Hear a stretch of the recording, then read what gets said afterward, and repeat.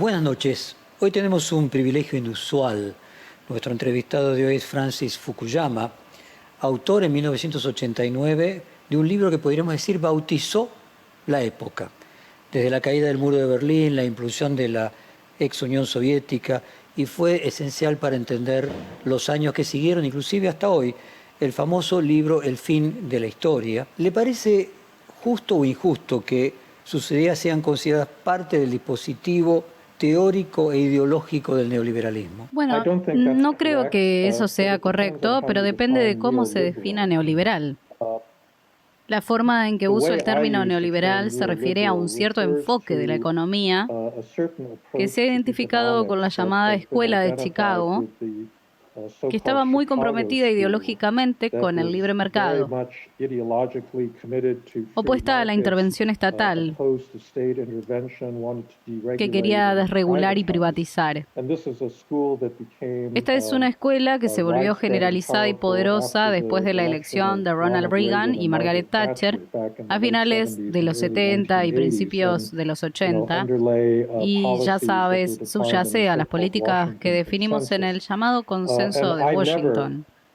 Y yo nunca fui un defensor particularmente de ese conjunto de políticas. Sabes, creo que es necesaria una economía de mercado. No creo que haya muchas alternativas si se quiere lograr un crecimiento económico sostenido, pero creo que el neoliberalismo, en mi definición, se asoció con, ya sabes, una especie de hostilidad ideológica rígida a la acción estatal, que es algo de lo que nunca participé. Francis, en esta serie de entrevistas, muchos intelectuales y pensadores hablaron de la idea de fin. La antropóloga y feminista Rita Segato hablaba del fin del antropoceno. El escritor español Arturo Pérez Reverte temía el fin de la cultura de Occidente, tal como la conocemos. El filósofo Jacques-Luc Nancy habló del fin de nuestra civilización. Todo lo hicieron motivado por la pandemia del coronavirus. ¿El coronavirus es el fin de algo? ¿Esos finales representan algún punto de contacto con su pensamiento? Bueno, en primer lugar, ya sabes, esto se basa en un malentendido de cómo estaba usando la palabra fin en el fin de la historia. Estaba usando la palabra fin en el sentido de objetivo o meta. Entonces, el fin de la historia es la pregunta hacia dónde apunta la historia en términos de desarrollo de una sociedad moderna. Entonces, ¿cuál es la forma final que tomará esa sociedad? No se refiere a fin en el sentido de detener, parar o terminar. Ese no es realmente el uso original marxista o hegeliano de la palabra. No creo que la pandemia actual sea el final de nada. Quiero decir, creo que la humanidad ha estado sujeta a pandemias desde que existieron los seres humanos. Ha habido una coevolución de seres humanos y virus, y hemos pasado por muchas pandemias antes. Ya sabes, los seres humanos se adaptan a ellas. Creo que ya podemos ver el final de la pandemia actual, por lo tanto, creo que los efectos a largo plazo de esto pueden no ser tan grandes en muchos aspectos. Usted dijo en una entrevista que en el fin de la historia del último hombre habló de alguna manera de Donald Trump y usó algunos de sus conceptos subyacentes que describen el actual movimiento de la política hacia la identidad. ¿Cómo fue esa intuición a fines de los 80 y cómo se pareció a lo que terminó sucediendo 25 o 30 años más tarde?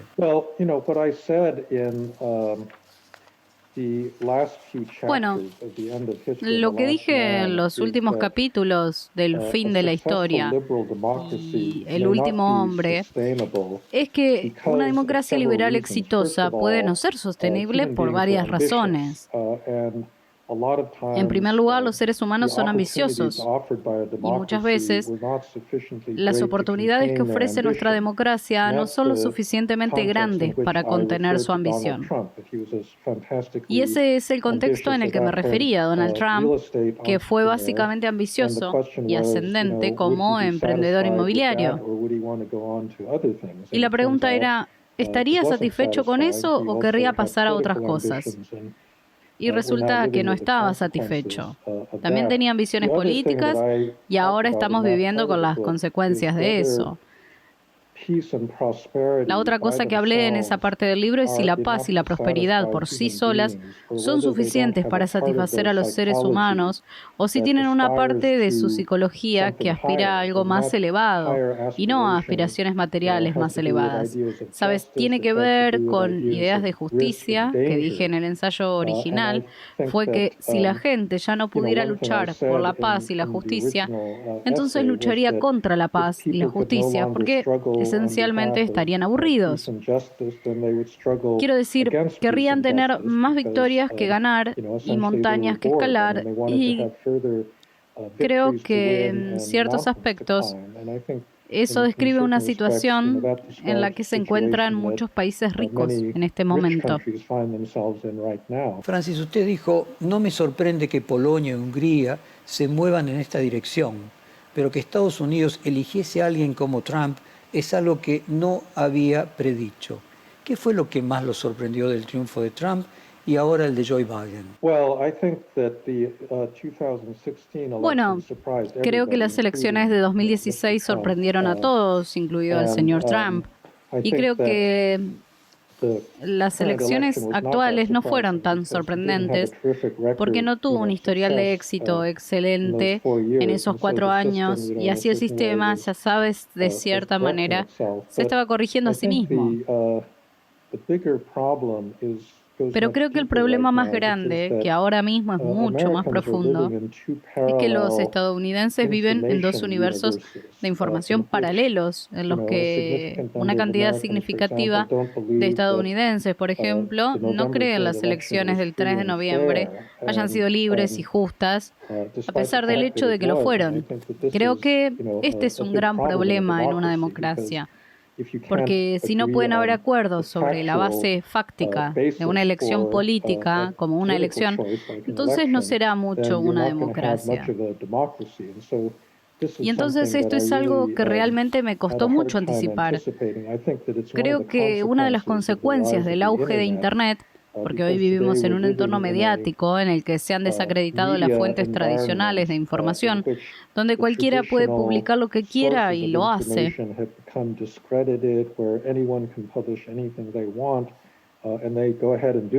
Y como resultado, la gente realmente no tiene el mismo tipo de acuerdos sobre los hechos básicos, sobre cómo está funcionando el mundo. Pero en febrero, 10 meses antes de las elecciones, nadie imaginaba que Biden podía ser presidente. Bueno, no estoy seguro de que cualquier predicción que se hizo tan pronto valiera mucho, porque creo que hemos visto muchas sorpresas en muchas elecciones.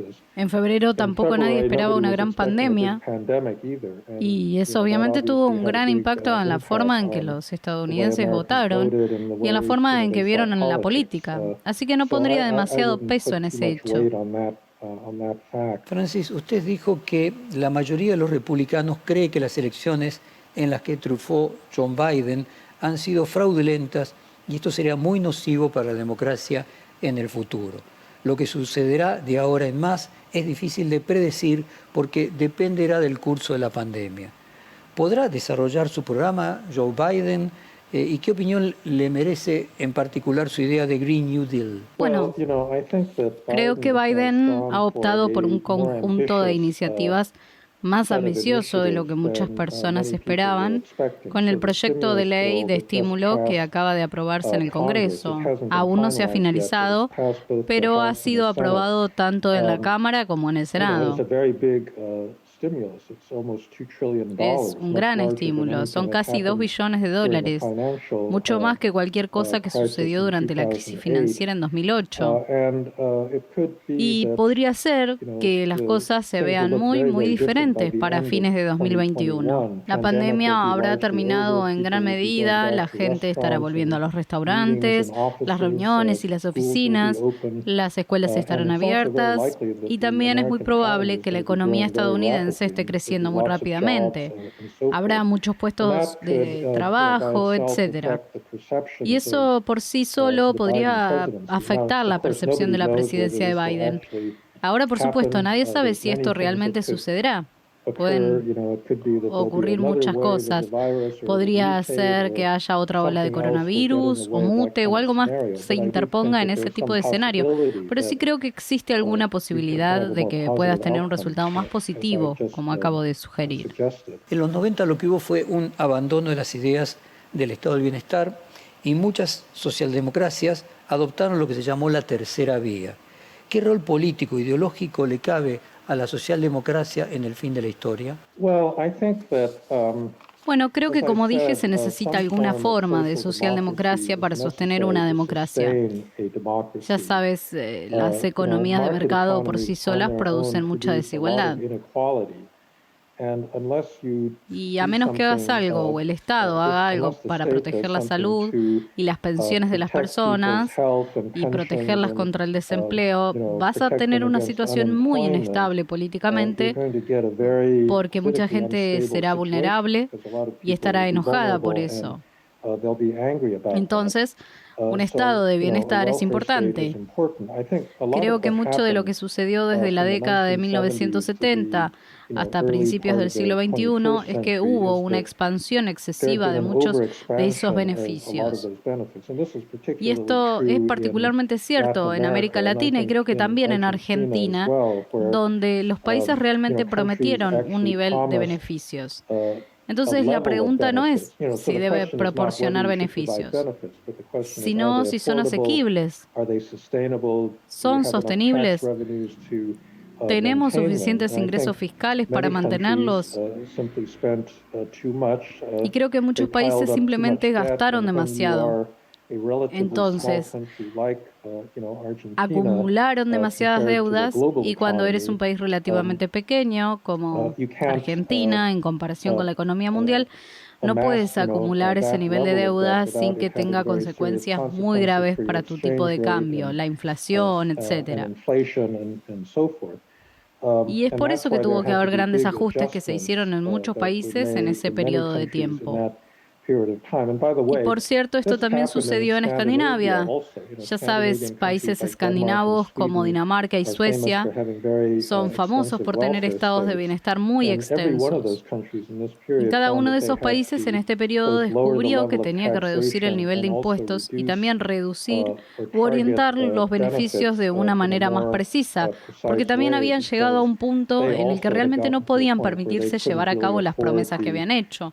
Entonces el tipo de ajuste, creo que es necesario ese tipo de ajuste, pero eso es diferente a tener algún tipo de hostilidad ideológica hacia la idea de un estado de bienestar. ¿Le sorprendió la gestión de crisis sanitaria de los Estados Unidos? ¿Y fue una respuesta ideológica de Donald Trump esa manera particular de llevarla adelante? Sí, me sorprendió. No creo que fuera ideológico. Creo que fue, como muchas de las otras cosas que hizo, no motivado por ideas, sino simplemente por una visión muy limitada de su propio interés personal. Él vio la pandemia principalmente no como una amenaza para la salud del pueblo estadounidense, la vio como una amenaza para su propia reelección. Y todo lo que hizo me parece que estuvo dirigido a asegurarse de ser reelegido, razón por la cual estaba tan interesado en tratar de reabrir, ya sabes, la economía mucho antes de que fuera seguro hacerlo. Y eso fue en contra de todos los consejos que estaba recibiendo de la comunidad de salud pública, de personas que realmente entendían la naturaleza de estas epidemias.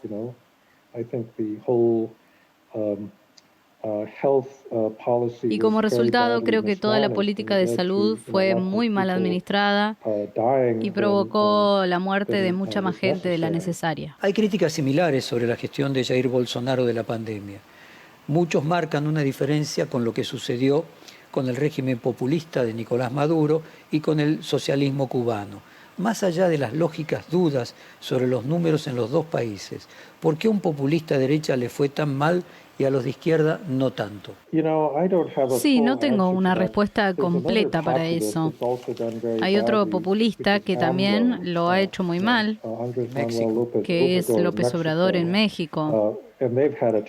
y ha tenido un historial terrible al lidiar con la pandemia. Y de hecho, a pesar de que AMLO es un populista de izquierda en comparación con Bolsonaro, tiene muchas de las mismas características. No le gusta creer a los expertos en salud. Trató de minimizar la importancia de la epidemia y cosas por el estilo. Y creo que una de las razones puede ser que los populistas quieren ser populares. Realmente no quieren tener que ser las personas que transmiten malas noticias y digan, mira, estamos todos juntos en esto, tenemos un problema muy serio. Vas a tener que quedarte en casa, vas a tener que usar máscaras, vas a tener que no enviar a tus hijos a la escuela. Sabes, ese no es un conjunto muy popular de cosas para promocionar. Y creo que esa es una de las razones por las que muchos de estos populistas realmente terminaron impulsando políticas inadecuadas para hacer frente a la epidemia. En su libro Identidad, y le voy a leer textualmente, usted explica el periodo desde el principio de la década de 1970 hasta mediados de la década del 2000 fue testigo de lo que Samuel Huntington denominó la tercera ola de democratización, ya que el número de países que podían clasificarse como democracias electorales aumentó de aproximadamente 35 a más de 110. En ese periodo, la democracia liberal se convirtió en la forma de gobierno predeterminada para gran parte del mundo, al menos como aspiración, sino como práctica. ¿La pandemia puede marcar el fin de esa globalización? Bueno, es posible que estemos en un punto de inflexión muy peligroso en la lucha por la democracia global. Freedom House, que hace un informe anual, Freedom in the World, por 15º año consecutivo notó una disminución en su medida de libertad global. Y fue un descenso más pronunciado debido a la pandemia. Hay muchos líderes mundiales que utilizan la pandemia como excusa para aumentar la autoridad ejecutiva. ¿Sabes? Esto es cierto con Bukele en El Salvador, en Uganda bajo Museveni, bajo Orbán, en Hungría. Una pandemia es una oportunidad para un gobierno más autoritario. Y también frenó las protestas contra el gobierno porque la gente no se sentía segura al salir en grandes multitudes en las grandes áreas urbanas. Entonces es preocupante. Hubo un golpe militar en Myanmar, está el arresto de Navalny en Rusia, la extensión de la ley de seguridad a Hong Kong a principios de 2020. Entonces han estado sucediendo muchas cosas realmente malas. ¿Qué va a pasar el año que viene? Sin embargo, se puede ser diferente porque creo que hay mucha ira reprimida por la forma en que varios gobiernos autoritarios han manejado la epidemia hasta ahora. Y es posible que una vez que las cosas vuelvan a una situación más normal, puedas ver que gran parte de esta ira vuelve a manifestarse en forma de protesta. Y por cierto, hasta la pandemia vimos muchas protestas. Las vimos en Sudán, en Argelia, en Armenia, en muchos lugares del mundo donde la gente estaba muy movilizada contra los gobiernos corruptos o incompetentes o alguna combinación de eso. Entonces, esperemos que esto, el fin de la pandemia, también sea un punto de inflexión en el que algunas de las presiones que han estado sobre las poblaciones se relajen un poco y luego eso permita una expresión más honesta de las opiniones de los ciudadanos. Usted dijo que la agenda del siglo XX pasa de la lucha sobre asuntos económicos a una más basada en la identidad. Es un movimiento preocupante en el que los políticos usan su legitimidad democrática para atacar las partes liberales del sistema, como la Constitución y las instituciones. En una entrevista como esta, la diputada española de origen argentino, Cayetana Álvarez de Toledo, dijo que la lucha contra el identitarismo es parte de la batalla cultural contra la superioridad moral de las izquierdas. ¿La agenda identitaria tiene algún grado de ideología? No, no lo creo, porque creo que hay movimientos de identidad peligrosos, tanto en la izquierda como en la derecha. Entonces, la cita que acaba de leer se queja de los movimientos de identidad progresistas o de izquierdas en los Estados Unidos. Esto se refiere al feminismo, la justicia racial o los derechos de los homosexuales y las lesbianas, los derechos de las personas transgéneros, etcétera. Y eso es lo que ha llevado al fenómeno de la corrección política y la cancelación de cosas en las que la gente ha estado usando el poder de Internet, especialmente para silenciar a las personas que no les agradan. Pero también hay una forma de derecha, una forma de política de identidad que realmente está representada por Donald Trump. No es un problema económico lo que está siendo impulsado. Es realmente un cierto tipo de identidad social conservadora que hace que la gente sea leal tanto a él como al actual Partido Republicano.